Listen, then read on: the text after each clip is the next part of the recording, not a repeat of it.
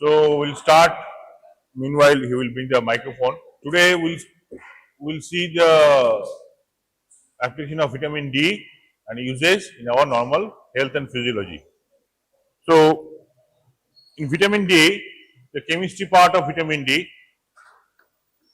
it is called calcitriol, the chemical name.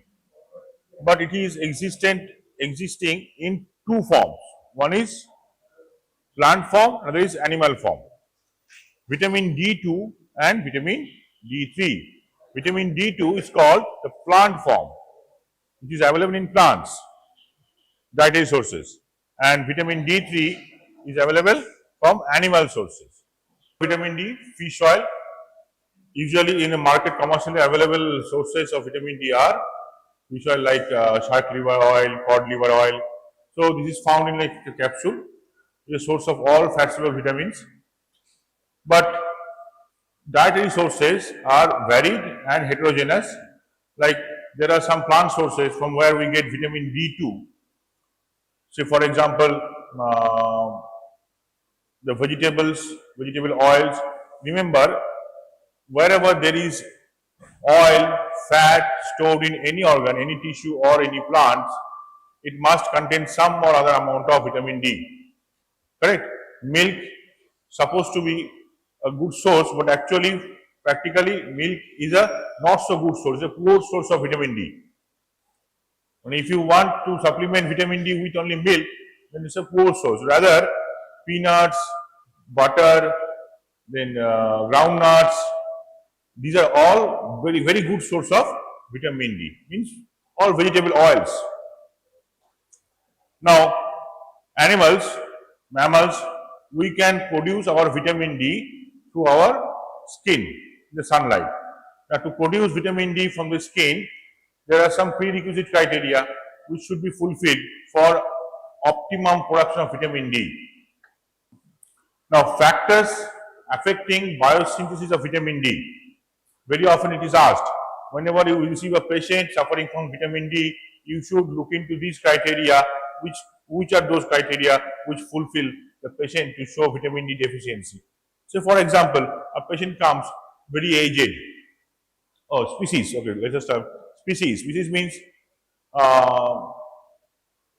what do you mean by species? Obviously, if you are a doctor of human being, monkey and donkeys won't come to you. Then, what do you mean by species?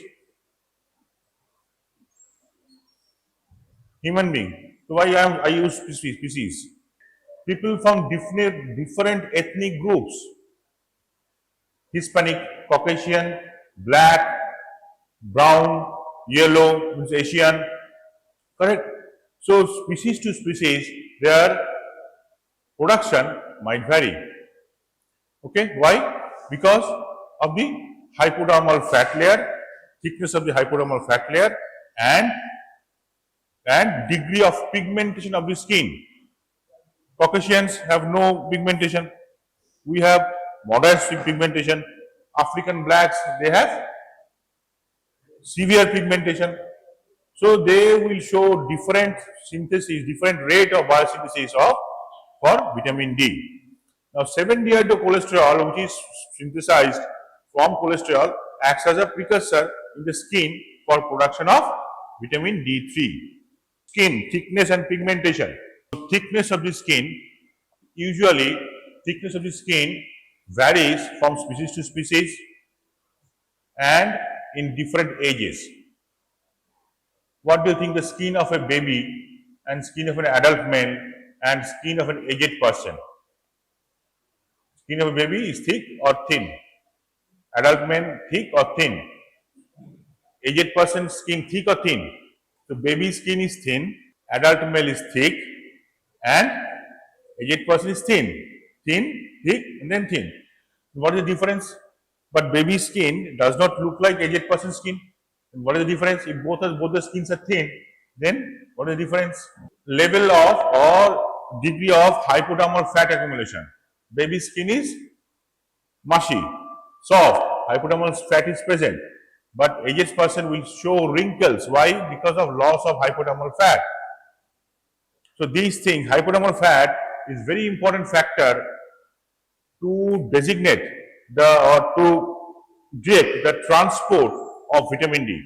Vitamin D can be produced in the skin layer by UV irradiation, but it will not be transported to the internal tissue unless you have a good amount of hypodermal fat. The hypodermal fat is required for transport of vitamin D from skin to the internal tissue. So the aged person will show vitamin D deficiency. Why? Because of decreased biosynthesis of vitamin D in the skin or due to decreased transport from the skin. That you have to remember, right? Next, time of the day and season. Definitely the sunlight, degree of sunlight is varying from within a day and from season to season. Say for example, morning 8 o'clock or 6 o'clock, sunlight is soothing, but 2 o'clock sunlight is not so good. Yeah? Similarly, in the summer we cannot tolerate sun, but in winter we can sit in the sun for hours together. So season wise, which season is better for the vitamin D synthesis? Now vitamin D synthesis require a particular type of UV radiation called UVRB, UV radiation B type. Fine. So this radiation is predominant in summer. This radiation is predominant in summer. Summer means not in the daytime, broad daylight. Morning, say around 8 to 9, up to 9, up to 8. Not very early morning, not very late morning. Between 8 to 9 is the ideal time or maximum amount of vitamin D can be synthesized during summer. During winter, this time span will increase. Means you need, for example, if a person requires 600 IU per day, then all that will be synthesized, say around 400 to 500 will be synthesized, 80% will be synthesized for just exposure of half an hour, 20 to 30 minutes between 8 and 9 during summer. But the same amount to be produced during winter, the person has to be exposed in sunlight for more than 2 hours. Correct? So this is the variation in time of the day and season wise sunlight exposure. Next comes latitude. The time of exposure in Calcutta and time of exposure for sunlight in London should be different. Why? They are in two different latitude area. So wherever you go to north or southern part of the earth, you are going away from the sunlight. The sunlight is coming more trajectorily. So you receive less amount of sunlight and hence there will be decreased production of vitamin D. That's why a Caucasian has to get more exposure, more longer period of exposure to sunlight than a Calcuttan. We need only half an hour, whereas a London fellow has to take more than an hour. Right? So this is latitude wise, this is different. So that's why whenever the more away you go from both the sides, to go north pole or southern pole, you receive less and less amount of sunlight and you have to stay exposed to sunlight for longer duration for the production of same amount. With growing age, two factors varies mostly. Number one, hypodermal fat for transport of the vitamin D, and number two, the function of liver. The function of liver. Vitamin D is very, very important factor in today's life. 9 out of 10% you will get with vitamin D deficiency. He might come from well-to-do family, he might come from a very poor family, doesn't matter. Right? Use of sunscreen. Now this is, I want to explain with an incident that occurred in China. In late 90s, they started, or early 2000, they started using sunscreen rampantly, everyone, to protect the skin from the sunlight, to protect from sunburn and all. Fine. So it was found that within a period of couple of years, Most of the female patient, orthopedic clinic, they should receive most of the fracture cases with female patient. Maximum patients are female. Usually in orthopedics we receive more male patients because they are more outside, they engage in more outside work, sports, fighting, etc., etc. How many females we do see to fight in movies? If there are 10 movies made in India where the hero is engaged in fight, only one movie will be there where the heroine will be engaged in fight. Right? So who is more prone to have fracture? Males. But they started receiving all female patients with fractures. Then they started investigation. Why this is happening? They found most of the people, those who are with this complaint, came with this complaint, they use sunscreens. Now these sunscreen has got different power or varieties.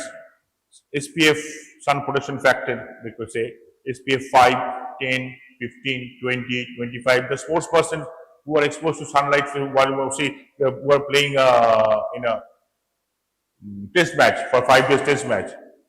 So they use very high protective function for sunscreen, say SPF 15 or more. Right? Now, people, if you are using more SPF factor sunscreen, then you suffer from two disorders. One is vitamin D deficiency. You are protecting sunlight for synthesis of the vitamin D. And number two, you are harming your skin by not allowing it to perspire. Somebody said in the movie, dogs sweat and human perspire. So you can use the sweat word also. Fine. Means sweating is less if you use sunscreen, because sweating is one of the reasons which increases pigmentation and causes darkness of the skin. We all want to be fair. So sweating, if you stop, then those skins will be mostly whiter, less pigmentation. So these two will affect a lot. The skin will not be able to perspire, and that will create pressure on your kidneys. We lose a lot of water by perspiration. So our kidney gets a little bit of relief. Now if the if skin is not able to perspire, lose the water, then whole load comes to kidney. Right? Moreover, skin suffers from premature wrinkling with excessive use of sunscreen. Premature wrinkling, the proteins they get destroyed, which maintains the flexibility of the skin. Anyway, now use of sunscreen should be below 10. Then they brought these norms that should be below 10. It must mention, the product must mention SPF, how much they are giving, and it should be below 10 for normal use. Nowadays, if you see all these light sunscreens which are available in the market, they are all SPF 5. SPF 5. Fine. So, use of sunscreen is one of the could be one of the reason for vitamin D deficiency. Melanin, did I say, like, what do you think, the black or white? Who can synthesize more vitamin D? Black. Melanin actually prevents synthesis. If you are too much black, that is not good. If you are too much white, that is not good. Correct? Why? Being white, you cannot be exposed to sunlight for prolonged period. Why you are white? Because in the higher latitude, because you are in the higher latitude, receiving less sunlight from very beginning of your life, so you are becoming white. But then the skin, they have no protection against heavy sunlight. Suppose a person from Ireland comes to Kolkata, he will have sunburns. But if he stays here for say around 30-40 years or so of next generation, they will get accommodated with the climate slowly. But they will have initially they will have sunburn because the skin is not accustomed with the such kind of high sunlight. So black actually the melanin will prevent sunlight. At the same time, they will prevent synthesis of vitamin D. So if you are too black, it's not good for vitamin D synthesis. If you are too white, then you can synthesize. You can remain be exposed. You have to get more sunlight exposure. Because you are white, you have to get more sunlight exposure, and if you get more sunlight exposure, then your skin will get hard. If you are black, you need to more sunlight exposure because your skin is protected against sunlight. It is not allowing the sunlight to enter. Skin is thick and black, pigmented, so it will not allow the sunlight to enter. So production of vitamin D will be again less in the black, less in the Caucasians. We are blessed. Now, absorption of vitamin D. Absorption of vitamin D is requires fat, mycelium formation, etc., etc. So, if there is any obstruction in the biliary canaliculi, then vitamin D will not be absorbed. Why? Because it requires mycelium for absorption of the fat soluble vitamins. This is absorbed along with fats and oils during digestion. Now, efficiency is almost around 50%. Means if you take 100 microgram, then only 50 microgram will be absorbed. The rest will not be absorbed. Efficiency is not too high. Although there are 3 regions which are involved, duodenum, jejunum, and ileum for the absorption, but still vitamin D absorption is very less from the gut. Now, this is the pathway I have shown. The cholecalciferol form from the 7-dehydrocholesterol by the action of UV light, UV or B radiation is transported from skin to liver, where it is acted upon by 25 hydroxylase. The 25 hydroxylase is a liver enzyme, hepatoenzyme. So if liver is damaged, this enzyme will be damaged and there will be less production of vitamin D. Now vitamin D requires 3 organs for synthesis. 3 organs: skin, liver and kidney. 3 organs: skin, liver and kidney. Remember. Okay. So sometimes the question might be asked in Viva, right? Tell me a vitamin which requires 3 organs to synthesize. Very simple. Vitamin D. What are the 3 organs? Skin, liver and kidney. So liver contains 25 hydroxylase enzyme. It becomes dihydroxycholecalciferol in the liver, and then it is transferred to kidney. All this transport action is done by vitamin D binding protein, VDB. Vitamin D binding protein, right? Sometimes aluminum also might carry. Now then, in the kidney, there is one enzyme called 1-alpha hydroxylase. 1-alpha hydroxylase.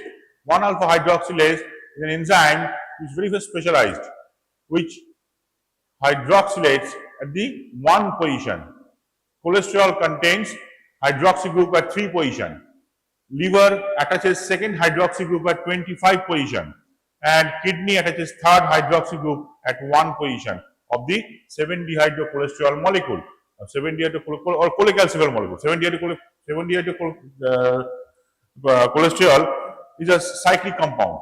The cycle is broken when it is converted to cholecalciferol. Then cholecalciferol is converted to 25 DHCC. Now they said 25 dihydroxycholecalciferol means what? There are 2 already. One is there at 3 position. Second hydroxy group is added at 25th position, and then third hydroxy group is added at 1 position. So with that we have now 3 hydroxy group. So can we call it triol? So it is calcitriol. Correct? Vitamin D2 is also calcitriol, but their starting compound is different. That is argocalciferol. This is cholecalciferol, and that is argocalciferol. The precursor molecule is, in this case D3, it is 7-dehydrocholesterol, and for D2 it is argosterol, not cholesterol. The plant form of cholesterol, ergosterol. Ergosterol to ergocholecalciferol, ergocholecalciferol to 25 ergocholecalciferol, and then vitamin D2, which is again can be called calcitriol, but structure is different from D3. Clear? Any doubt? D2 and D3. Two form, plant form and animal form. Now, wherever there is a metabolic pathway, there is side pathways also, which leads to some wastage of side byproducts. So this lumisterol, tachysterol and all, these are byproducts which are sloughed off. Means we cannot excrete any fat soluble substance through urine.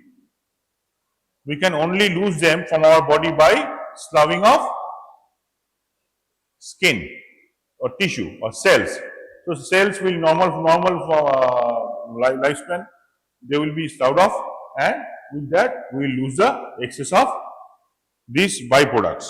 Look to the transport, vitamin D, DBP, vitamin D binding protein, this specialized protein for vitamin D transport in the plasma, which is responsible for the transport. See the saturation, less than 5% actually, see. Less than 5% is available for binding site in the occupied. Means 95% is still free. If a lot of vitamin D comes into circulation, they can accommodate.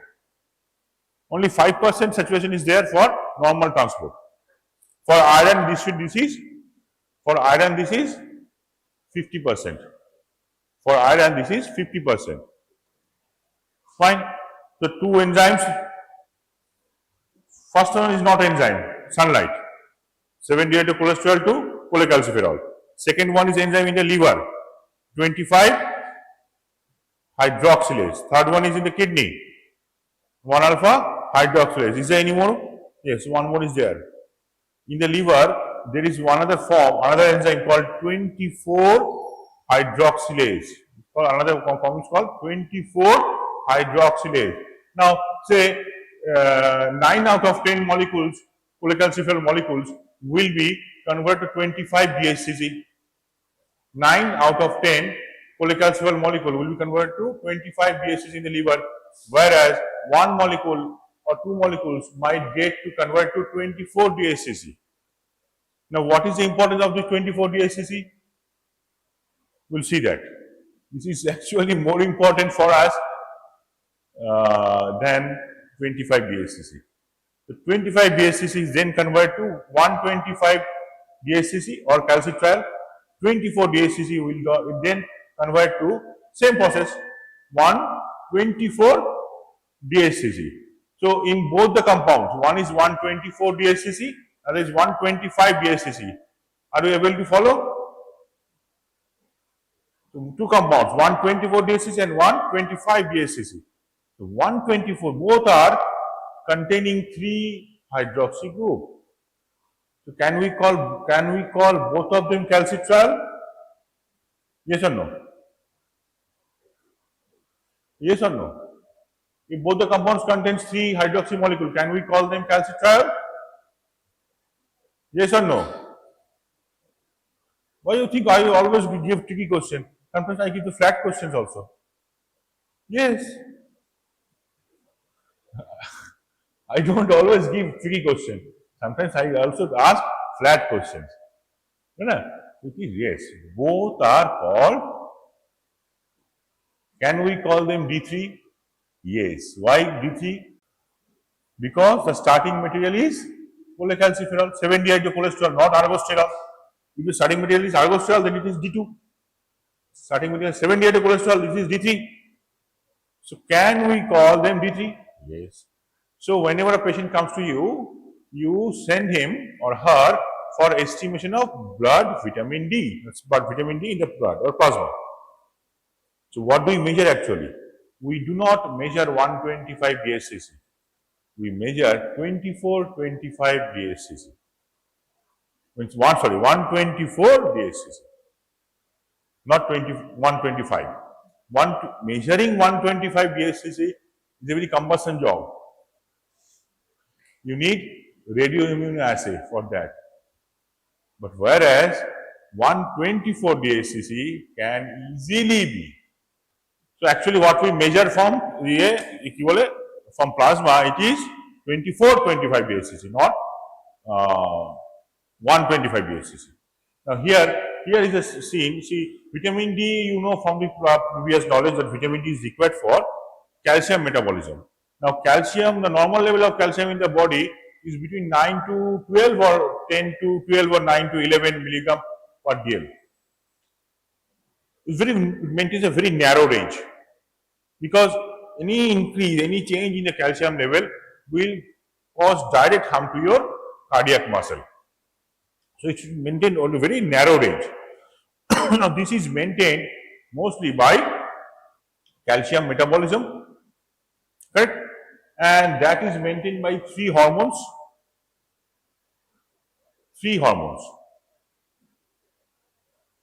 One of the hormone is PTH, another hormone is calcitonin. What is third hormone? Calcitriol. So calcitriol is a vitamin which is also a hormone. First this question comes. So can we see why this is coming? Now by definition, what is the function of hormone? It is produced in some organ and goes to some other organ, and then there it alters the cellular metabolism. That's all. These are definition for hormone. If it is located in the same organ, then it's called local hormone, like gastrines, stomach to stomach. And far away, they are called normal hormones. Now here, vitamin D, see, this is a diagram of mucosal cell. Function of vitamin D is to increase calcium absorption. How do they do so? Vitamin D acts, being a fat soluble, does not require any specialized transporter. So see, this is vitamin D entered into the mucosal cell from tissue to mucosal cell. Inside the mucosal cell, there is a receptor called VDR. Inside the mucosal cell, there is a receptor called VDR, vitamin D receptor. Vitamin D receptor. This is a type of intracellular receptor. There are two classes of hormones, class 1 and class 2. One of them is called peptide hormones or amino acid derivatives. The peptide hormones, and another is called steroid hormones or amino acid derivatives. Now, the second part is actually those who can enter directly into the cell. They don't require any transporter. What is the other type? Peptide type hormones like glucagon, insulin, they function through their receptor on the cell surface. Like in the yesterday's examination, very few came, but one of them has written that insulin increases cyclic AMP. That is wrong. Why? Insulin does not work through cyclic AMP. It works through tyrosine kinase receptor. Receptor is different. But for steroid hormones like progesterone, estrogen, testosterone, etc., vitamin D, vitamin A, retinoic acid, etc., they all can enter cellular cell without any transporter, being fat soluble. Cell membrane is made up of fat. So they enter, and inside they meet one receptor called VDR. Vitamin D meets a receptor called VDR, vitamin D receptor, intercellular receptor. So the receptor ligand complex is formed. A receptor ligand complex is formed, hormone complex. Then it reaches to nucleus. In the nucleus there lies DNA. It brings about some changes, then DNA transcription rate will change. It will produce some specialized mRNA which will be processed and thrown back into cytoplasm, where there are ribosomes. They will pick up those mRNA and quickly translate into some proteins. Which proteins? The proteins which are called calcium binding protein or cal-bindin. So vitamin D actually increases cal-binding protein production, and cal-binding protein will then, what is the function of cal-binding? It clings to calcium ionized calcium, not free calcium. Ionized calcium should be in ionized form. So it will form calcium ion, it will catch calcium ion. Fine. And then what will be the function of cal-bindin? The cal-bindin will transport this calcium to the tissue.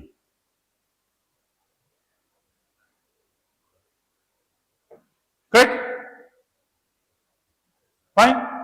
And then it will be transported as a ionized calcium through plasma, and it will reach to the designated tissue for their function. So this is how vitamin D increases calcium absorption. The similar procedure function in the renal tubule also. For calcium reabsorption, there are two ways we can maintain our wealth: by earning more and saving more. So they save and they earn. They help to take more calcium from the diet, and they also help not to release calcium through urine. Right? So by these two. So what is the function of vitamin D on calcium metabolism? Increases absorption, increases absorption and increases reabsorption. That decreases loss of calcium through urine. Right? So these two ways they can take up the calcium. Fine. Now this diagram is actually the only diagram you need to remember from vitamin D. Okay. You can draw like this, or you can just write one box and write bone, one box kidney, another box liver. Like that also you can write. But thing is, you have to know how the arrows have been generated and what is the explanation. Now this picture shows that our blood calcium is maintained between 9 and 11 milligram per deciliter. If there is decrease in serum calcium level due to any reason, which we'll discuss later, then something is triggered. Which one? Our parathyroid glands. Parathyroid glands are very sensitive to calcium levels in the plasma. So they sense that there is a fall in ionized calcium. I repeat three times. Most important, ionized calcium. Fine. So ionized calcium is dropped, level is dropped, then PTH will be secreted from parathyroid gland. Parathyroid will secrete parathormone. The parathormone will then function in two ways. Number one, it will stimulate the production of mRNA that codes for 1-alpha hydroxylase in the kidney. So that means PTH is a hormone. So they will function the level of transcription for increasing production of 1-alpha hydroxylase. Why? More and more 1-alpha hydroxylase, more and more calcitriol will be produced. Fine. One more thing PTH will do. See what it does in kidney. It increases the calcium reabsorption. Can you read it from distance? I don't know. To stimulate kidney to calcium reabsorption, increase calcium reabsorption and production. 1-alpha, by stimulating 1-alpha production, they will increase the production of calcitriol, and by increasing the reabsorption, they will hold back the loss of calcium. They will stop the loss of calcium to urine. So the serum calcium level will start increasing. Fine. The vitamin D and PTH, they act in the same way. They are triggered by vitamin D is present in diet. It is not always present in our body. It cannot be secreted like hormone. But the same function can be done by PTH, which secretes due to changes in serum calcium level.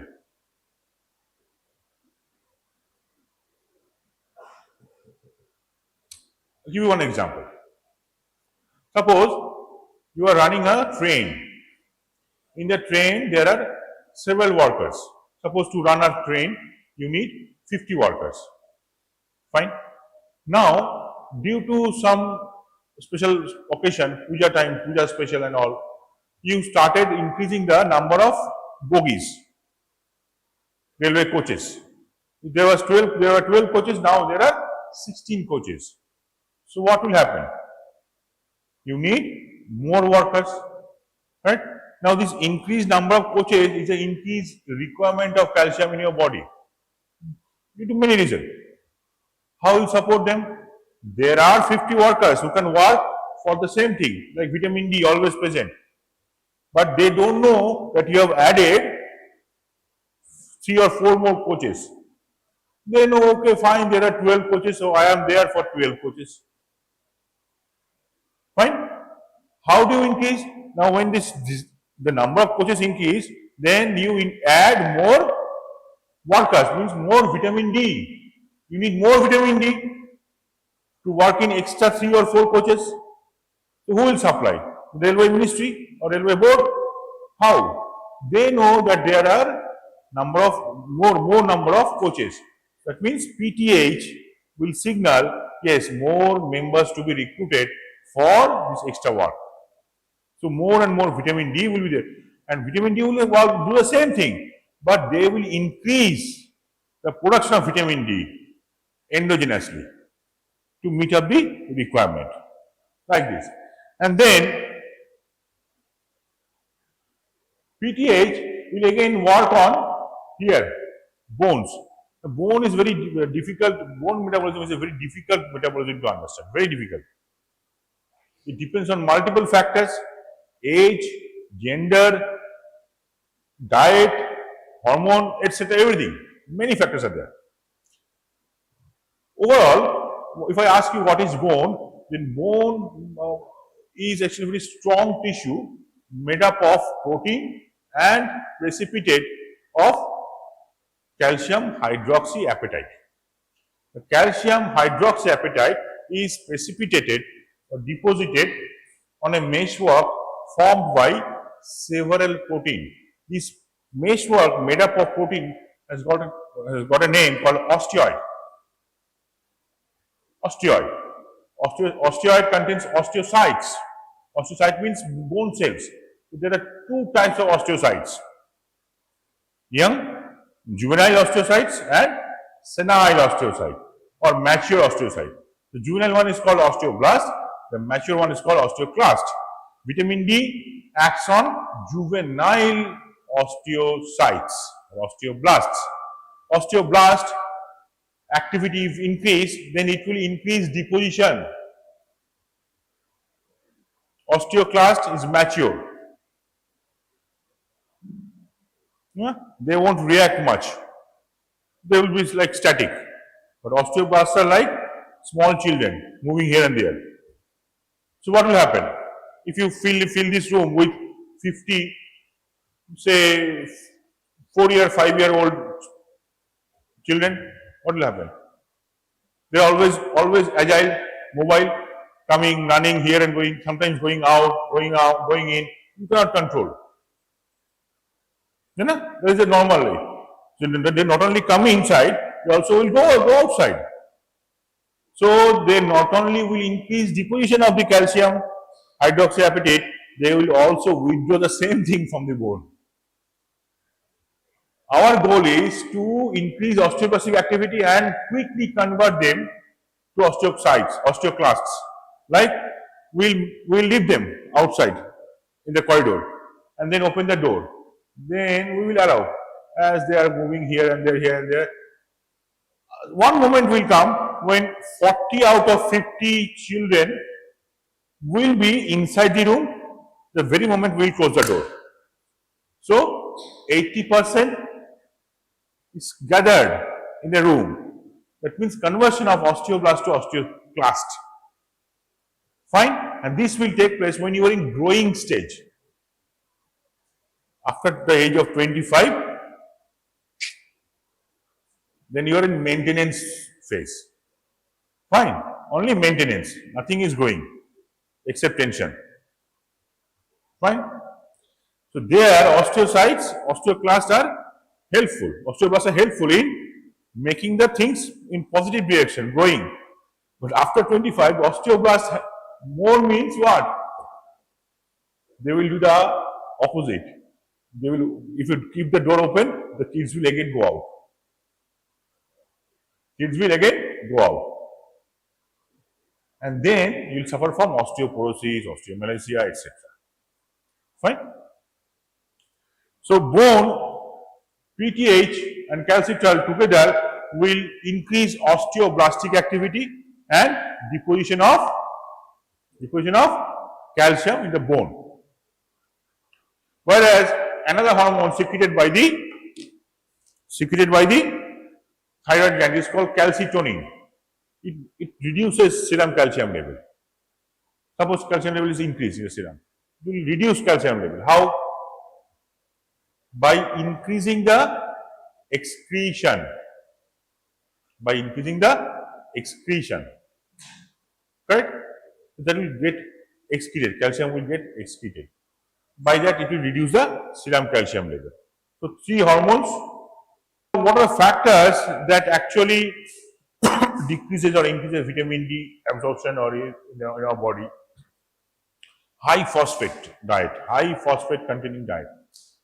High phosphate containing diet. Can you give me one example of high phosphate containing diet? To your best of your knowledge. What do you think? Which type of food or diet will contain very high phosphate? Lime juice, alkaline phosphate, phosphatase. That is the enzyme. I am asking about a diet which contains a very high amount of phosphate. Yes, we consume it every day almost.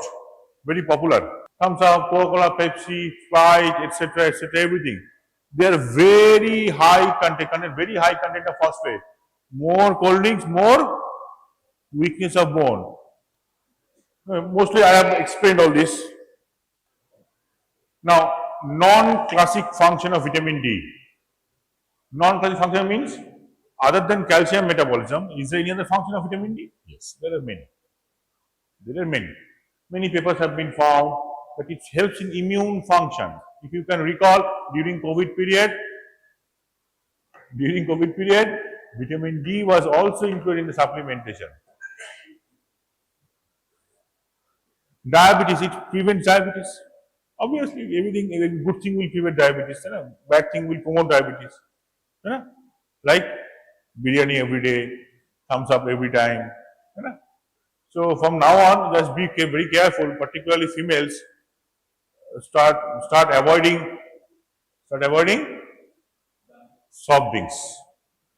Junk food they can have, they can be fat, no problem, but they should not be low in calcium.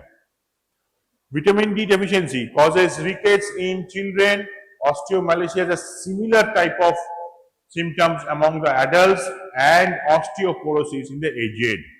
Ki bolam? Ricket, osteomalacia or osteoporosis. Osteoporosis is never found among the children. Osteomalacia is never found in the children. Osteomalacia is different, osteoporosis is different. Due to serum calcium level will differ. Anyway, now ricket has got some classical signs. What are classical signs of ricket? Found in infants to toddlers. What are the classical cardinal signs of ricket? Low serum calcium level, pot belly, frontal bossing, rickety rosary, and Harrison sulcus. Now tell me which one you want me to explain. Bow legs. First we start with bow legs or knock knee. Bending of load bearing bones. Bending can be outwardly or inwardly. If they are outwardly, means this femurs and or tibia fibula, they will bend like this, then it is bow leg, away from the body, each other. And if they do like this, the knuckles, knee, then it's called knock knee. Bending can be inwardly, outwardly, both ways. So bow legs or knock knee, load bearing. Pot belly, protruded abdomen. Not this one. That is unhealthy kind of protrusion will be there. Sign of malnutrition, probably. Sign of malnutrition. Next, the frontal bossing. The osteoid. The baby is growing. Osteoid is formed. deposited, but not proper amount of calcium. What will happen? Bone will be soft. So they will expand parietally and frontally, like this. Parietally and frontally. So there will be frontal bossing, means the elevation of the frontal bone. Why? Because soft core of the skull bone. Osteoid is formed from the protein, and then but calcium is not deposited. Calcium is not deposited. Fine. The same reason, for the same reason, the cartilages present in the sternum joint rib, they are swollen.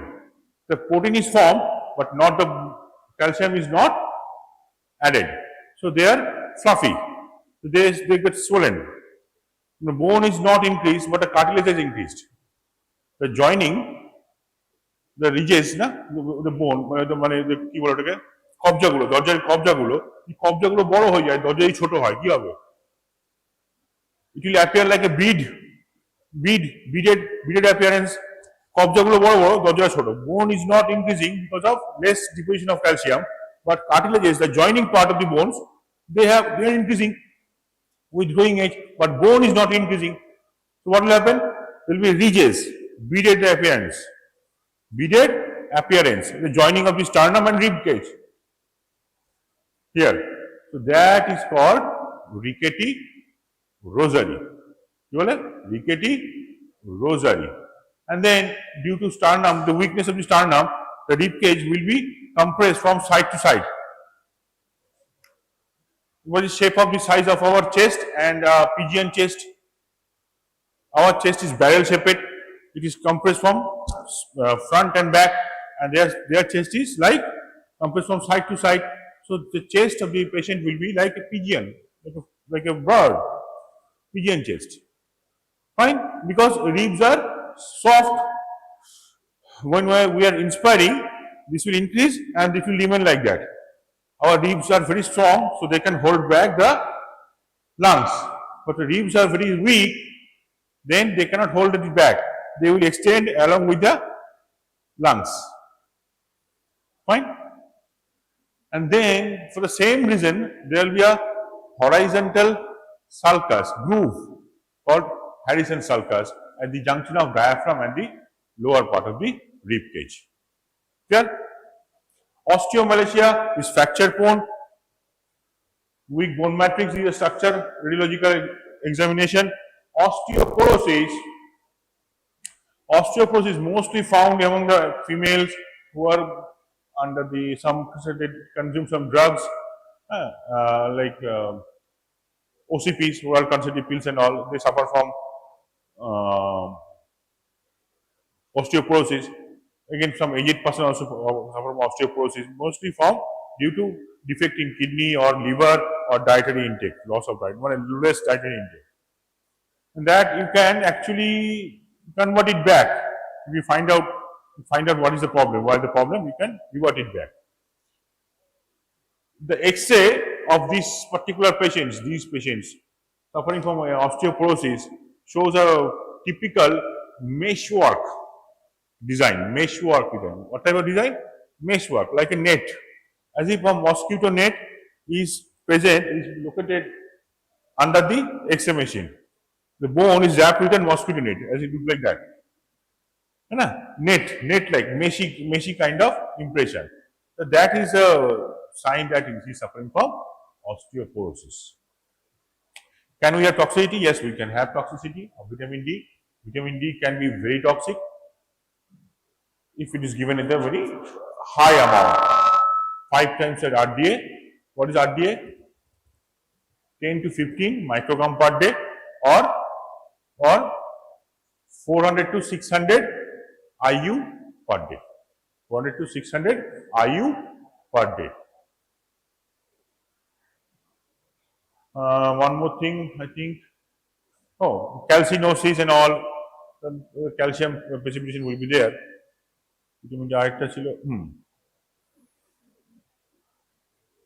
Management.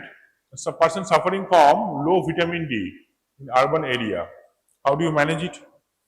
you need to give at least 50,000, at least 50,000. Remember, 10 to 20% is lost during absorption process. So at least 50,000 IU per week for 8 weeks. Okay. So in market is available in 60,000 IU. 60,000 single dose weekly for 8 days. Anytime you can have, don't worry about the overloading of vitamin D. But you must not continue it for prolonged period. There should be a gap of 2 to 3 months between two regime of this vitamin D. Okay, continuously if you have, then problem. The opposite thing will happen.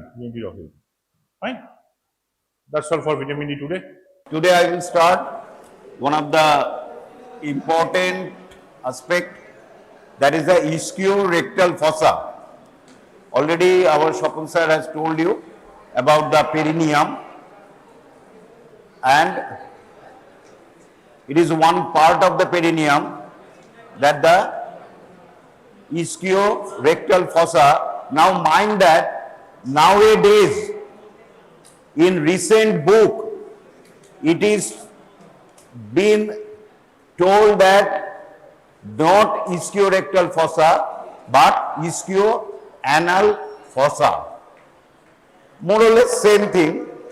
Actually it is mainly by the side of the anal canal. Look, this is the pelvis. Suppose this is the anal canal. Suppose my hand is the rectum and anal canal. I am looking on the back side, and on either side of the anal canal and lower part of the rectum, look, on either side there are ischio-rectal fossae, plural. There are ischio-rectal fossae. So there are two ischio-rectal or ischio-anal fossae, right and left. Look, this is the anal canal. This is the sigmoid colon. This going to as the rectum, then anal canal. This is the anal canal. And on either side of the lower part of the rectum and anal canal, these region and this region is known as the ischio-rectal fossa. So, ischio-rectal fossa is situated on either side. Suppose this is on either side of the anal canal. On either side of the anal canal. So there are two ischio-anal fossa, previously called ischio-rectal fossa. Still the term ischio-rectal fossa is going on. So right and left, they are separated by the lower part of the rectum and anal canal, which lies in the middle. But there is a communication behind the rectum and anal canal, horseshoe-shaped communication between the right and the left ischio-anal fossa. Though they are separated by in the midline by the rectum and anal canal, but there is a communication between the two on the posterior side of the rectum and anal canal. So, if there is any infection in the right ischio-anal fossa, it may spread to the left ischio-anal fossa. So, this is the clinical importance. So, already you know, you have got idea about the perineum, right? Perineum is a part. Suppose this is pelvic diaphragm is situated here, like a diaphragm, right? Pelvic diaphragm is situated here.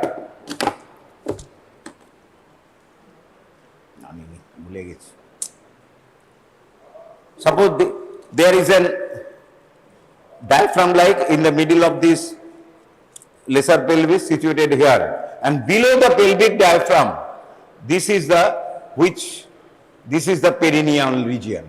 This is the perineum. Below the pelvic diaphragm. What is pelvic diaphragm? Means levator ani muscle and coccygeus muscle with fascia, one fascia covering the upper surface of the levator ani and coccygeus, and one fascia covering the lower surface. Another name of the fascia covering the lower surface of the levator ani is known as the anal fascia. But that is not important. Better to say the the fascia covering the lower surface of the levator ani. So this is the perineum. What is the boundary of the perineum? তোমরা ছবি রাখবে, পারো না পারো এইখানে একটা দিলে,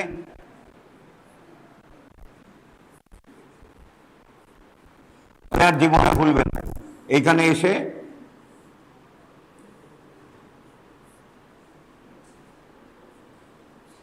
এইটা কি তাহলে?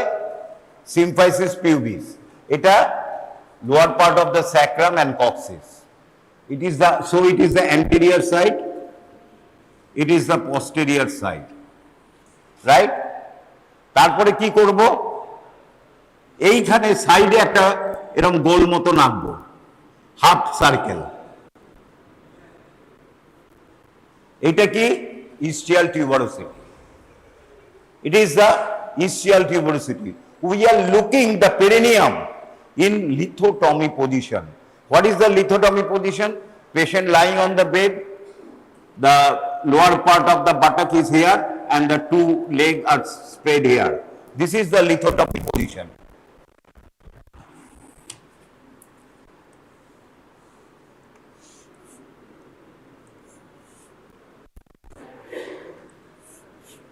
This is the, if a male, in female there will be a labia majora, labia minora, vagina. So this is the lithotomy position, right? We are viewing here in the lithotomy position from patient is situated here and I am viewing this. So on either side there is an ischial tuberosity. Join this ischial tuberosity.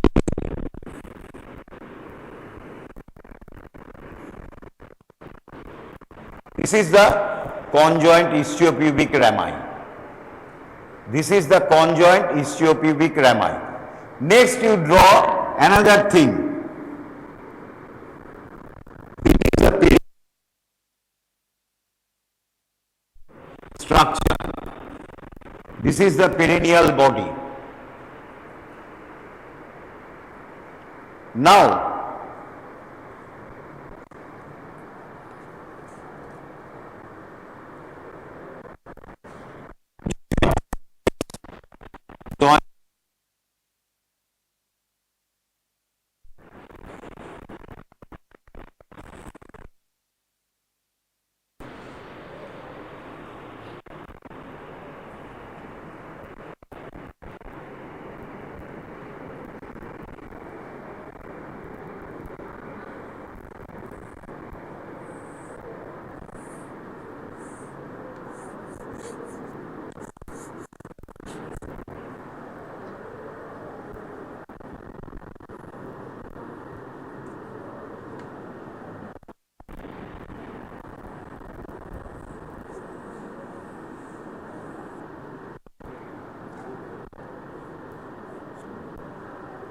here we complete the boundary of the perineum.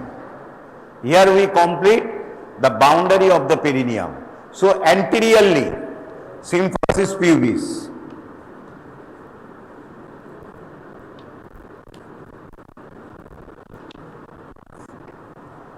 Anterolaterally, conjoint ischiopubic rami.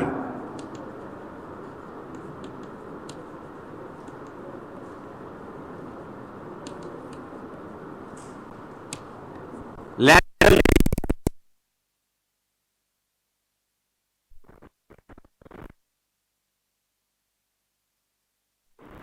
laterally, sacrotuberous ligament.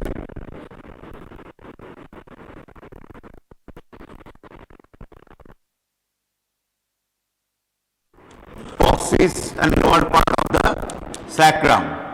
So this is the rectum, and surrounding the rectum there is a muscle known as the sphincter ani externus.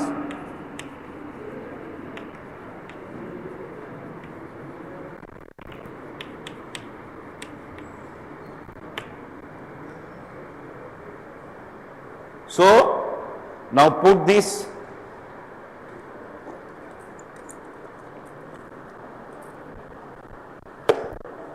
দেখো মিলছে, হ্যাঁ মিলছে কি এই দুটোর সাথে? Symphysis pubis, conjoint ischiopubic rami, ischial tuberosity, tip of coccyx, এইখানে sacrotuberous ligament, স্যাক্রোটিউবারাস ligament হয়ে গেল। নিজে বলো অ্যান্টেরিয়র এটা বলো, অ্যান্টেরিয়রলি কি বলো, কি এটা অ্যান্টেরিয়রলি কি লেখা আছে তো? symphysis pubis, lower border of the symphysis pubis. Come on, with transverse perineal ligament. Ligament থাকে, transverse perineal ligament. Anterolaterally কি conjoint ischiopubic rami. Posterolaterally sacrotuberous ligament. Laterally ischial tuberosity. Posteriorly tip of coccyx. বাস এটাকে এরকম ভাবে করো, লিথোটমি position দেখো, এটাই এঁকেছি আমি। Lower part of the symphysis pubis, anterolaterally conjoint ischiopubic rami, laterally ischial tuberosity, কোথায় গেল,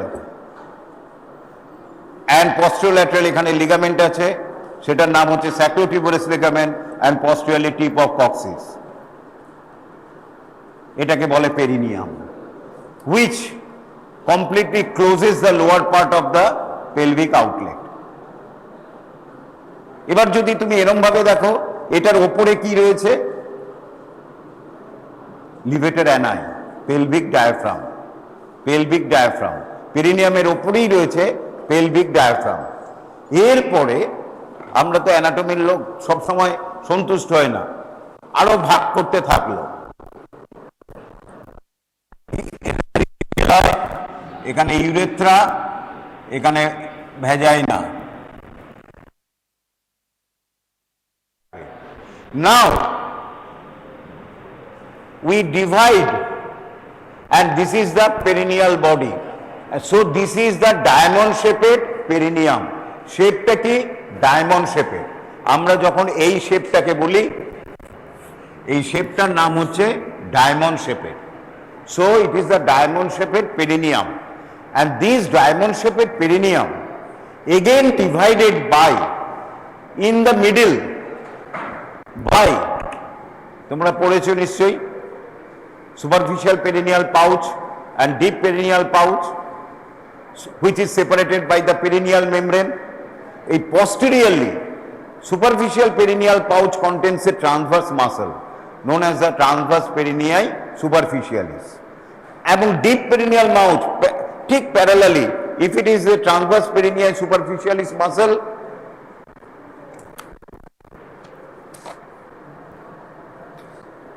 তার উপরে রয়েছে transverse perineal profundus separated by a membrane known as the perineal membrane. তাহলে আমরা এইটা হচ্ছে এই মাসল দুটো।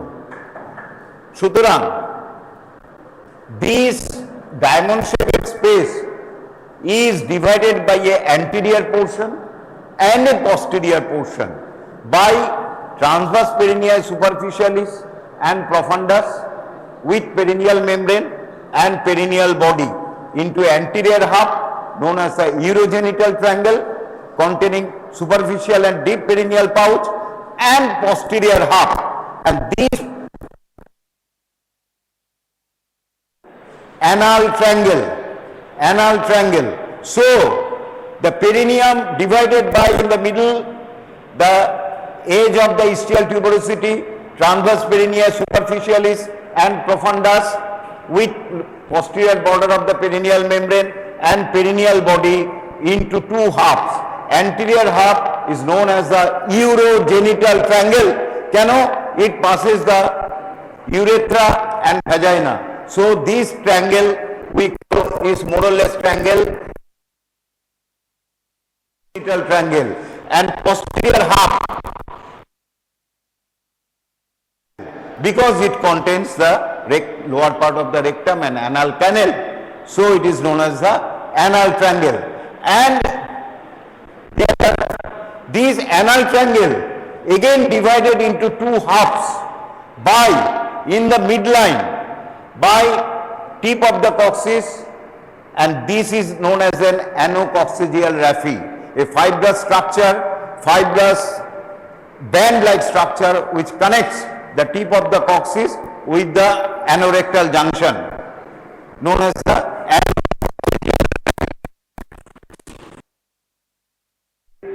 rectum with the sphincter and perineal body into two halves, one on either side, known as the ischio-anal. So on either side, so anal triangle is divided into two ischio-anal fossa by the tip of the coccyx, anococcygeal raphe, and the anal triangle, anal canal and perineal body. So it is known as the right ischiorectal fossa, it is the left ischiorectal fossa. It is a very important, this fossa is very important surgically. Now, what is the boundary of the ischioanal fossa? Here in this lithotomy position,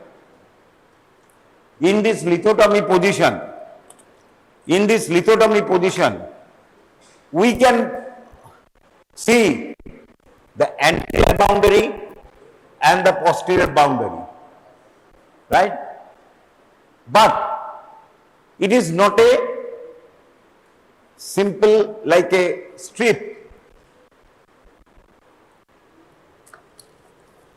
This each ischioanal fossa is not like this, is not like a strip of paper like this, but it is like this. So it has got a length, breadth, height. It is a three-dimensional structure. It is not like this.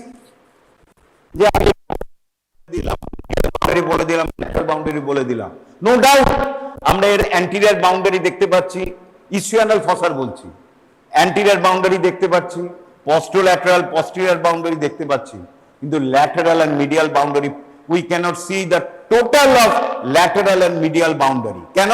It is like this. সুতরাং to visualize this whole lateral and medial boundary, we have to view the ischioanal fossa on coronal section. Otherwise, তুমি false খেয়ে যাবো, আমরা বলি না, আমরা false খেয়ে যাই। আমরা আমাদের এখানে যদি বলি anterior boundary কি, ischioanal fossa, the transverse perineal superficialis with transverse perineal profundus muscle with lower border of the perineal membrane. Posterolateral boundary is by the sacrotuberous ligament, right? শুধু যদি medial boundary বলো, tip of coccyx, anococcygeal raphe and anal canal, ভুল। শুধু যদি lateral boundary বলো, এই কি ischial tuberosity, ভুল, কারণ আমরা শুধু একটা এজ দেখতে পাচ্ছি, but it has got a wedge shaped space. সুতরাং মিডিয়াল বাউন্ডারিতে এখানে অনেক স্ট্রাকচার রয়েছে, ল্যাটারাল বাউন্ডারিতে অনেক স্ট্রাকচার রয়েছে। সুতরাং to view the medial and lateral boundary we have to draw the coronal section of this ischioanal fossa. এটারও কায়দা আছে কিভাবে করোনাল সেকশন করব। এই আঁকাটা আগেও এঁকেছিলাম, সবাই প্র্যাকটিস করবে এটা, এবং বারবার বলছি, if you practice this drawing 80% of your getting the knowledge will be done. কি করব আমরা এখানে, কিভাবে আঁকবো, এইভাবে আঁকবো।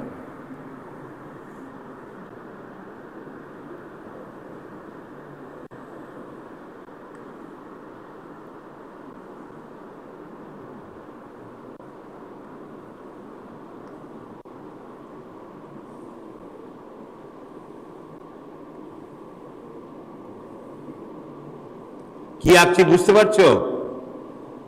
হ্যাঁ, কি আছে?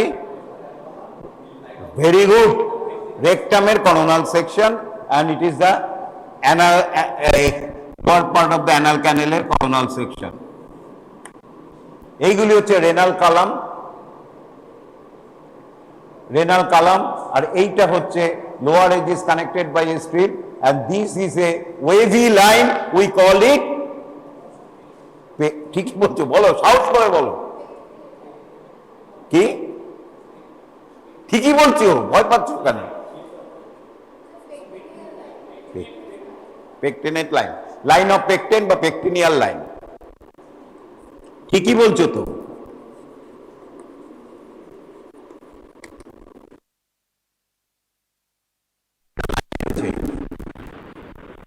White line or Hilton's line, Hilton's line,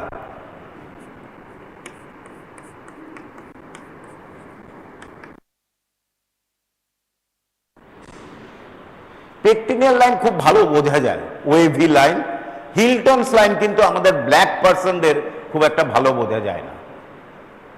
যারা ফেয়ার কমপ্লেক্সন, ককেশিয়ান, তাদের খুব ভালো বোঝা যায়, কারণ একটা কালার চেঞ্জ হয়। এখানে জিজ্ঞেস করে অনেক সময় ওয়ালে, এর কালারটা কি? পিঙ্ক। আচ্ছা, অ্যানাল ক্যানেল আমরা জানি তিনটে ভাগ আছে, আর এই এলাকা between pectineal line and Hilton line, the line is known as the area pecten. কি line? Area pecten or transitional zone. কি নাম? অ্যানাল ক্যানেল রয়েছে আপার পার্ট, যেখানে অ্যানাল কালামগুলি রয়েছে, অ্যানাল ক্যানেল পুরোটা।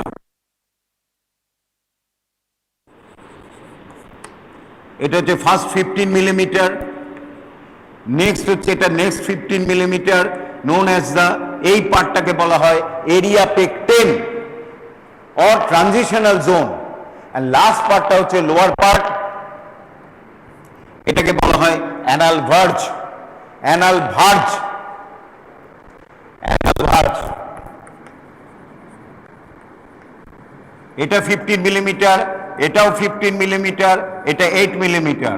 কালার, এটা পিঙ্ক, এটা ব্লুইশ পিঙ্ক, আর এটা হচ্ছে ব্ল্যাক পার্সনদের ব্ল্যাক, ইউজুয়ালি ব্ল্যাক হয়। তাহলে এটা আমি এখন মুছে দিচ্ছি। তাহলে এটা হচ্ছে অ্যানাল ক্যানেল পুরোটা। আপার পার্টে রয়েছে রেনাল কালাম, রেনাল কি বলছি, rectal Kalam, lower part of the rectum anal ক্যানেল। এটা হচ্ছে পেকটিনিয়াল লাইন, এটা হচ্ছে অ্যানাল কালাম, সরি আমি ভুল বলছি, অ্যানাল কালাম। এটা হচ্ছে পেকটিনিয়াল লাইন অ্যান্ড হিলটনস লাইন। কেন রিপিট করছি, বারবার ইম্পর্টেন্ট রয়েছে। It is this area of the anal canal is lined by simple columnar epithelium. This is lined by stratified squamous non-keratinized epithelium. জিজ্ঞেস করে বলে বলছি, আমি রিপিট করছি। Stratified transitional zone is lined by stratified squamous non-keratinized epithelium, and lower part or anal verge is lined by skin, means stratified squamous keratinized epithelium with hair. এখানে সাধারণত hair থাকা যায়, অ্যানাল হেয়ার। তাহলে এইটা গেল।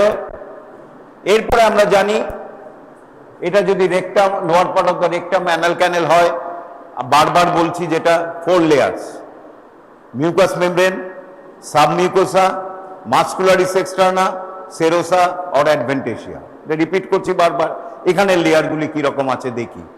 এটা lining epithelium বলে দিলাম, এখানে সিম্পল কালামনার, স্ট্র্যাটিফাইড স্কোয়ামাস, নন কেরাটিনাইজড স্ট্র্যাটিফাইড স্কোয়ামাস। তারপরে কি আছে? ল্যামিনা প্রপ্রিয়া, তারপরে মাস্কুলারিস মিউকোসা, এগুলি অতটা ইম্পর্টেন্ট নয় এখানে। তারপরে কি আছে? Submucosa, submucosa very important layer. তারপরে কি রয়েছে সাবমিউকোসার আউটে? Muscularis, muscularis externa, muscularis externa, muscularis externa inner, circular, outer, longitudinal, বাস। ইনার সার্কুলার, এইখানে তোমাদের এইবার একটুখানি জানতে হবে। ইনার সার্কুলার লেয়ার, সার্কলিং, কিন্তু আমরা ক্রস সেকশন করে দেখতে বলছি এইখানে। এই ইনার সার্কুলার লেয়ার ভালো করে কভার করছে এখানে, কেমন? In the lower part of the rectum, এইবার খুব ভালো করে শোনো, in the lower part of the rectum, কারণ এটা যদি না থাকতো আমাদের খুব অসুবিধা হতো, বসে থাকতে পারতাম না হয়তো। Lower part of the rectum and upper 3/4 of the anal canal, in the lower part of the rectum, এই যে lower part of the rectum and upper 3/4 of the anal canal, this is thickened, form a thickened rounding structure, all round structure around the lower part of the rectum and anal canal, and when it stimulated it closes the lumen of the rectum, lower part of the rectum and anal canal. So we call it a sphincter. We call it sphincter as it lies within the inside of the another sphincter. We call it sphincter ani externus. Internus, sorry, sphincter ani internus.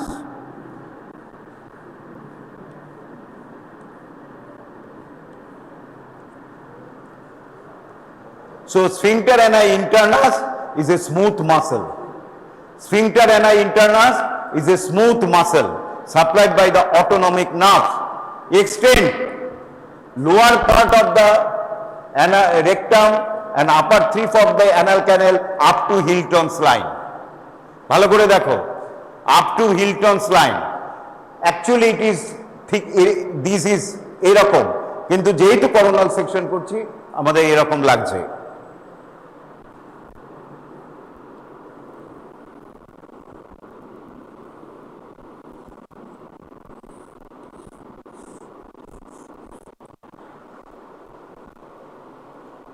আচ্ছা, এরপরে কি রয়েছে circular মাসেলের বাইরে? খুব interesting, এটা ভালো করে শোনো। সার্কুলার মাসেলের বাইরে কি থাকবে? Muscularis section consist of inner circular and outer longitudinal, outer longitudinal. Longitudinal muscle এখানে একটা কায়দা করেছে। তার আগে আরেকটা জিজ্ঞেস করি, একটা মাসেল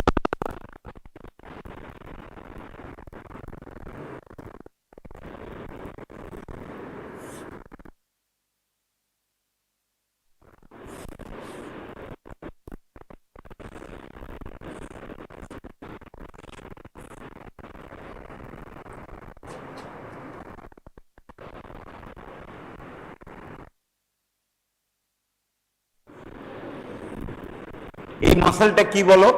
স্ল্যান্টিং করে এসেছে, যার ফুটো করে রেকটাম চলে যাচ্ছে,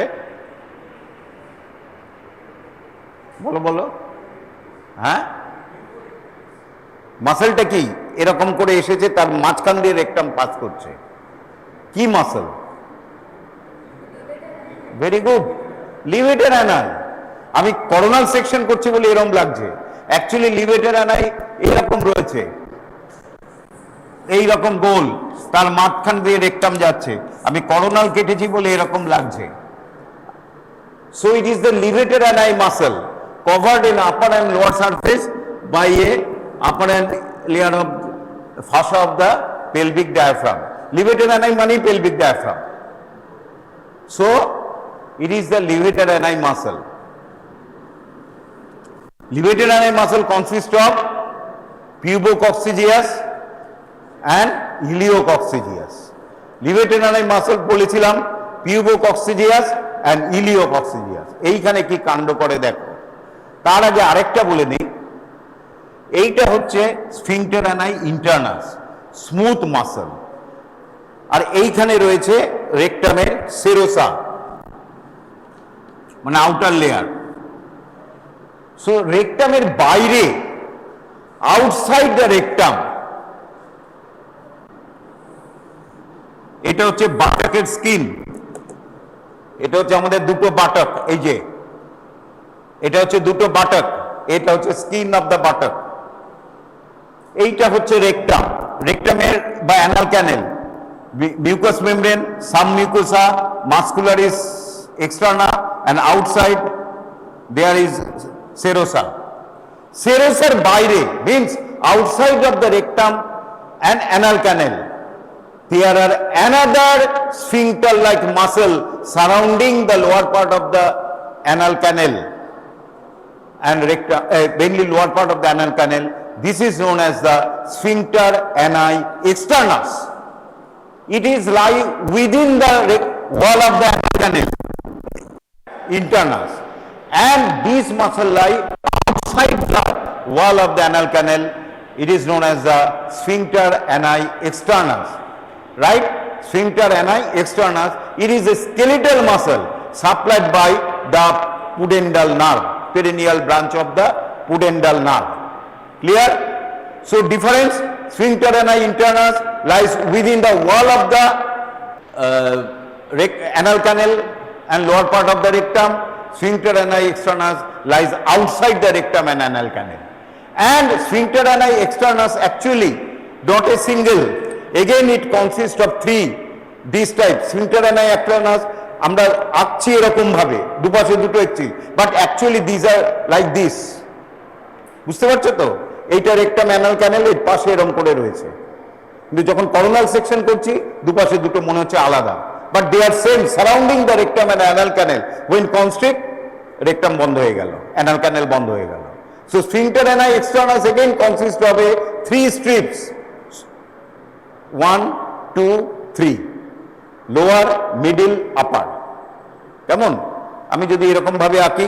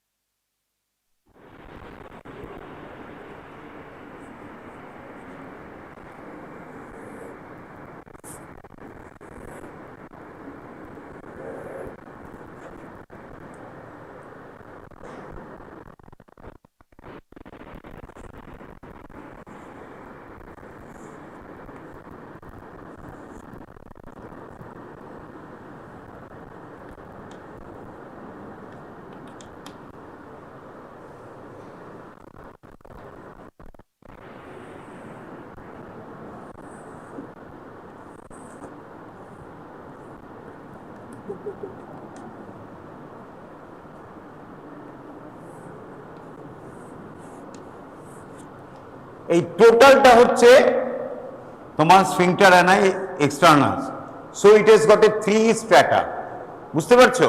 তার মধ্যে সেকেন্ড মিডলটারই শুধু অ্যাটাচমেন্ট রয়েছে কক্সিস আর পেরিনিয়াল বডিতে, বাকিগুলো শুধু সারাউন্ড করছে। সো স্ফিংক্টার ani externus, আর এটা হচ্ছে স্কিন, আমাদের বাটক।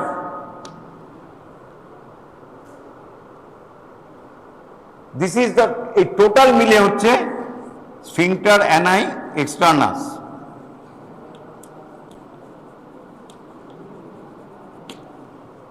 এই সুতরাং sphincter ani externus is not a single strata. It consists of 3 strata. One lie lower, one lie in the middle, and one lie in the upper. The lower part we call it subcutaneous part of the sphincter ani externus. Subcutaneous কেন? এটা হচ্ছে skin, স্কিনের পরেই রয়েছে, সুতরাং এটাকে বলি আমরা সাবকিউটেনিয়াস পার্ট। সাব মানে ভেতরে, কিউটেনিয়াস মানে স্কিন। তারপরে পার্টটাকে বলি সুপারফিশিয়াল পার্ট। ভুল করবে না, it is not the superficial, it is the subcutaneous part. Middle part is known as the superficial part, and the uppermost part is known as the deep part. So sphincter ani externus consists of a 3 strata: subcutaneous in the lower, middle superficial, upper deep. Finished. তাহলে এবার যদি coronal section কাটি এরকম হবে,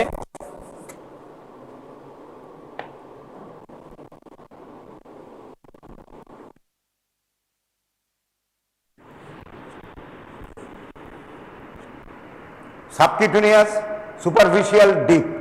এখানেও এদিকেও এরকম আছে, আর এদিকে আছে না, দেরি হয়ে যাবে। So it is the subcutaneous part, it is superficial part of the sphincter ani externus.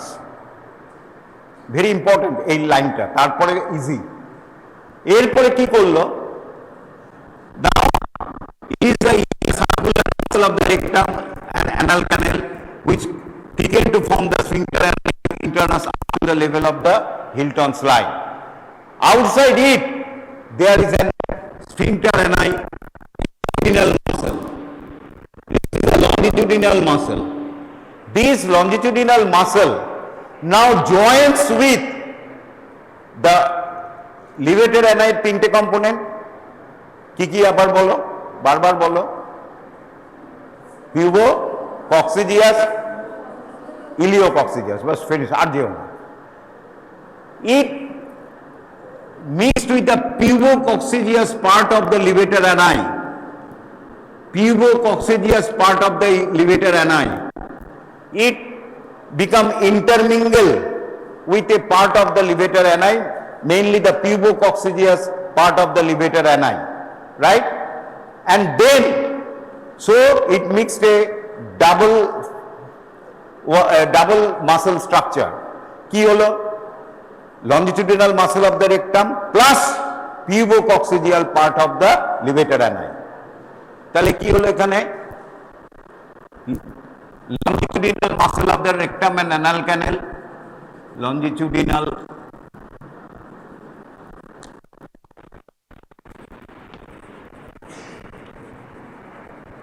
plus pubo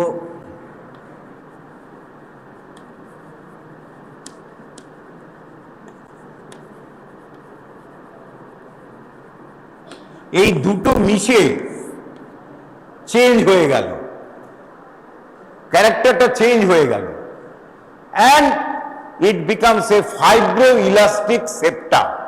muscle আর রইল না। এবার যখনই এই দুটো মিশে গেল, এরা যখন নিচে নামছে, মানে এক্সপ্লেন হোয়াইটা এখান দিয়ে অ্যান্সার করা যাবে।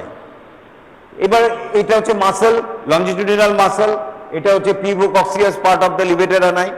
এই দুটো মিশে গেল, মিশে এরপর নিচে নামছে, নিচে নামতে গিয়ে এদের আর মাসলটা ভ্যানিশ হয়ে গেল, মাসল ফাইবার আর রইল না। তার বদলে কি নেচার কি দিল ওদের? Fibrous and elastic tissue, known as fibroelastic septa. আমি অন্য কালার দিয়ে যাচ্ছি।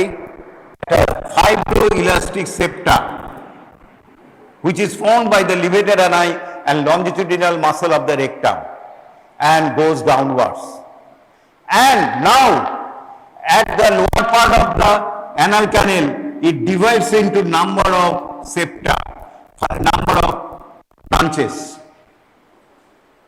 এরপরে প্রথমে ছিল একটাই, তারপরে এরকম ভাবে ব্রাঞ্চ দিল, অসংখ্য ব্রাঞ্চ, দুপাশেই, এপাশেও দিয়েছে। এই ব্রাঞ্চগুলি তখন most medial branch goes in this fashion and attached to the Hilton's line.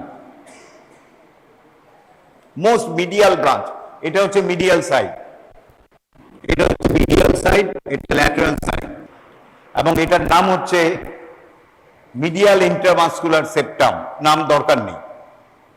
Next, other branches passes in this fashion go, এবং আমি আগেই বলেছি রেকটামের rectum and anal canal one on either side কি রয়েছে, এই জায়গাটা কি, কোন ফসা? ইস্চিওঅ্যানাল ফসা। এটাই হচ্ছে ইস্চিওঅ্যানাল ফসা, দুপাশে ischial fossa, left ischial fossa, which mainly contains fat. The other branches goes laterally and become lost, মানে আস্তে আস্তে ফ্যাটের সাথে মিশে যায় ischial fossa, but which the lateral most, এটা important, the lateral most and lowermost lateral branch goes more laterally, and this is got a name, this is very important, known as the perianal fascia. এই নামটা মনে রাখবে, না হলে গন্ডগোল হবে। perianal fascia।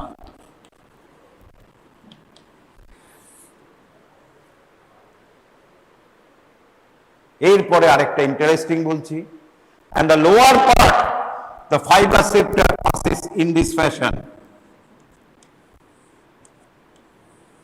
এখান থেকেও আসছে, passes through the medially and passes through the subcutaneous part of the sphincter in axon and attached to the skin। এটা হচ্ছে anal orifice, এটা তো anal orifice, তো এখান দিয়েই তো আমাদের স্টুল বেরোবে এবং সারাউন্ডিং স্কিনে অ্যাটাচ করছে। অ্যান্ড ভালো করে তোমরা লক্ষ্য করো যে সারাউন্ডিং স্কিনটা হচ্ছে আমাদের অ্যানাল অরিফিসের সারাউন্ডিংটা হচ্ছে করুগেটেড। করুগেটেড মানে কি? এরকম।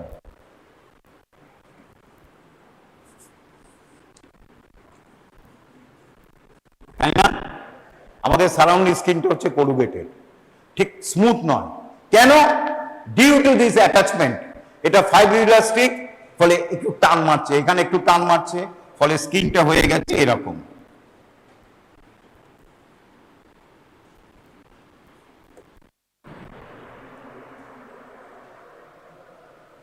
রাইট?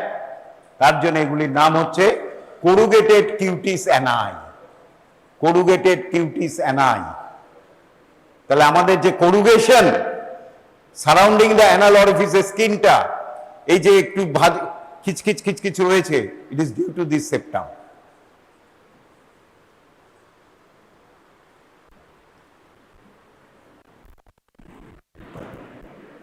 তাহলে এইটা গেল আমাদের ইস্কোরেক্টাল ফসা। পড়তে গেলে এটা আমাদের লাগবে। এরপরে আরেকটা বলে যাচ্ছি আজকে, ইস্কোয়ানাল, এগুলি খুব ইম্পর্টেন্ট, কালকে বুঝতে পারবে এটার ইম্পর্টেন্সটা কি, এই যে পেরিয়ানাল ফাসার ইম্পর্টেন্স কি। এরপরে তোমাদের আমি একটা কথা, আজকে 10 মিনিট আছে আর, যেটা বলবো ক্লিনিক্যালি ইম্পর্টেন্ট, সেটা হচ্ছে পাইলস সম্বন্ধে কথা। হিমোরয়েডস, পাইলসের মেডিকেল টার্ম, সায়েন্টিফিক টার্ম হচ্ছে হিমোরয়েডস।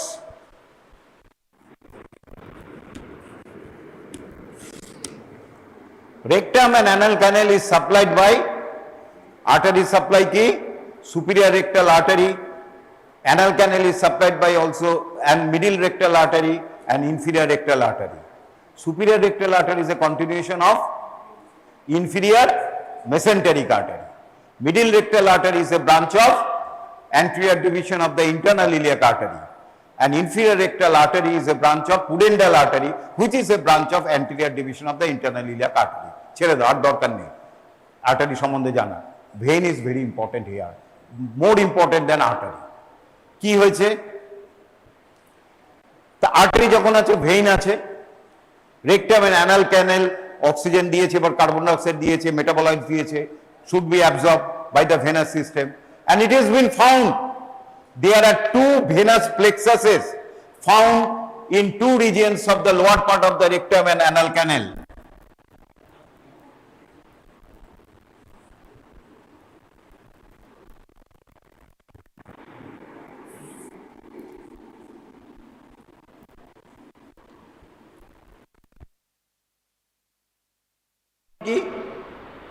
What is plexus?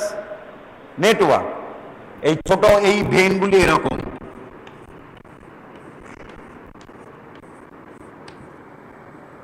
এটাকে বলে প্লেক্সাস। বোঝানোর জন্য আমি এরকম এঁকেছি। এর দুপাশে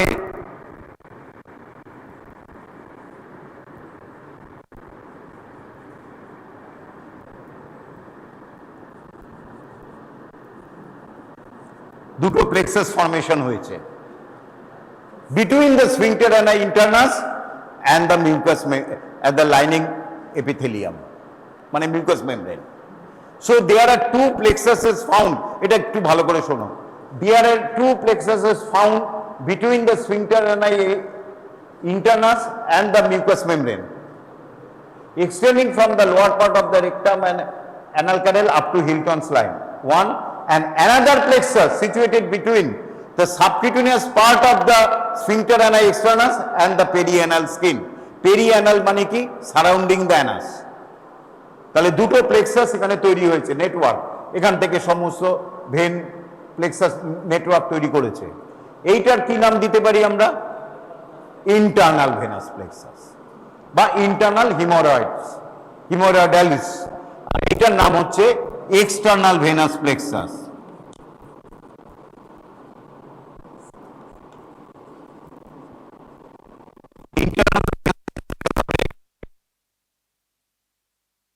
Venous plexus of rectum and anal canal, and both are connected by a connecting vein.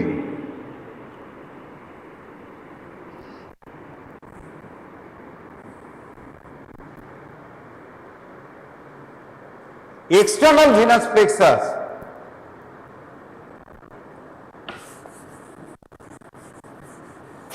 then drained by, এখানে ব্লাড কোথায় যায়?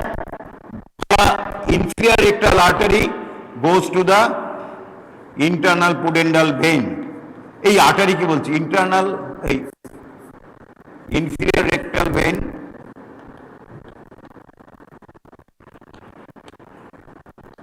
to the internal pudendal vein.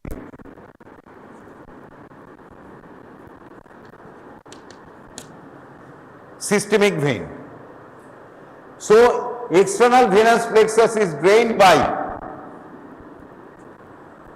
inferior rectal vein to internal pudendal vein, a systemic vein. কারণ internal pudendal vein আবার drain করছে internal iliac vein, internal iliac vein drain করছে common iliac ভেইনে, common iliac vein চলে যাচ্ছে inferior vena cava, মানে systemic vein. আর internal drained mainly by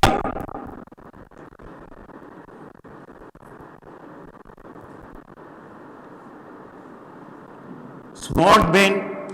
Ultimately it forms 6 to 7 long vein which passes through the anal column.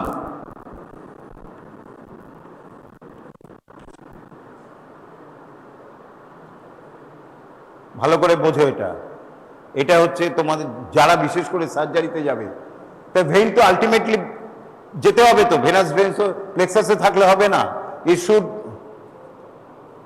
go to the ultimate destination.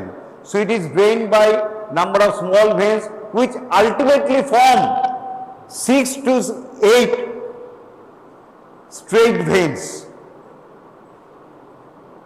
which passes within the anal column.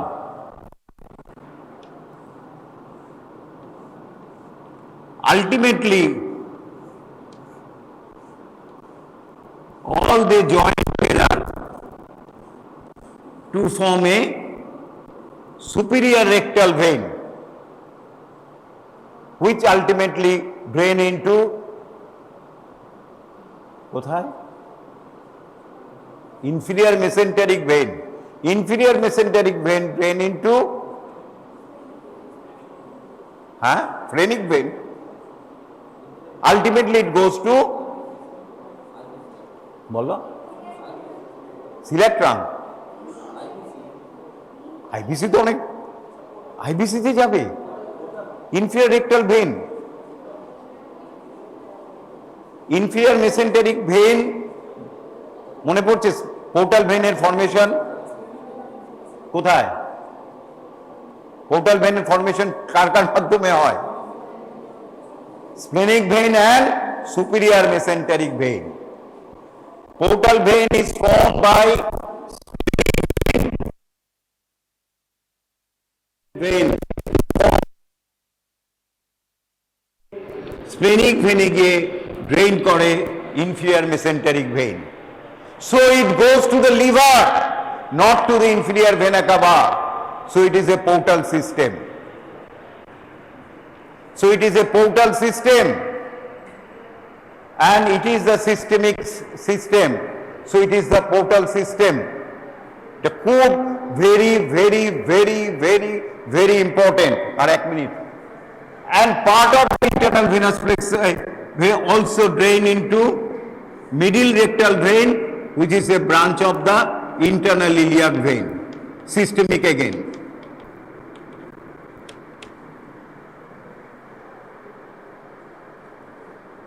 আবার repeat করে আজকে ছেড়ে দিচ্ছি। So there are two plexuses, internal iliac vein, internal venous plexus, external venous plexus. External venous plexus এর কোনো ঝামেলা নেই। It drains by the inferior rectal vein to the internal pudendal vein. Internal pudendal vein goes to the internal iliac vein, then to the common iliac vein, then to the inferior vena cava. Internal venous plexus partly drained into the middle rectal vein to the internal iliac vein to the common iliac vein, then to the inferior vena cava. But mainly they ultimately form veins, straight veins, which passes to the anal column. Ultimately they join together to form the superior rectal vein, which ultimately form the inferior mesenteric vein, which drains into the portal vein. So it is a portal system. So there is an এখানে যে vein drain করছে, so there is an communication of this portal system with the systemic vein. So in the lower, in the pectinate line, এই কথাটা important, in the pectinate line there is an communication, যোগাযোগ between the portal vein and the systemic vein. Portal vein means go to the liver, systemic vein means go to the inferior vena cava. So if there is an portal obstruction due to liver cirrhosis and other, where the portal vein obstruction, so portal vein cannot go upwards, so that there is a stasis, portal vein blood জমতে থাকে, সুতরাং portal vein pressure বাড়ে। So when there is a raised portal venous pressure, এই ভেনগুলি, so when there is a raised venous pressure, এই যে anal column দিয়ে যে straight ভেনগুলি যাচ্ছিল সেটা ডাইলেটেড হয়ে যায়, এবং ভেনগুলি হচ্ছে খুব থিন ওয়াল এবং ভালভলেস এবং এগেইনস্ট দ্য গ্র্যাভিটি যায়। সুতরাং পোর্টাল ভেনাস প্রেশার বাড়লে পরে ফট করে ফেটে যাবে, টরেনশিয়াল ব্লিডিং হবে। ইট is the one of the reason of piles. আমরা বলি এটাকে ইন্টারনাল পাইলস, রাইট? আজকে থাক। সুতরাং বুঝতে পারছো আস্তে আস্তে অ্যানাটমি থেকে আমরা ক্লিনিক্সে ঢুকে গেলাম। সুতরাং ভেনাস ড্রেনেজ, আজকে বাড়িতে গিয়ে প্লিজ আমার কথা শুনে আধ ঘন্টা হলেও এই venous drainage of the rectum anal ক্যানেলটা পড়বে।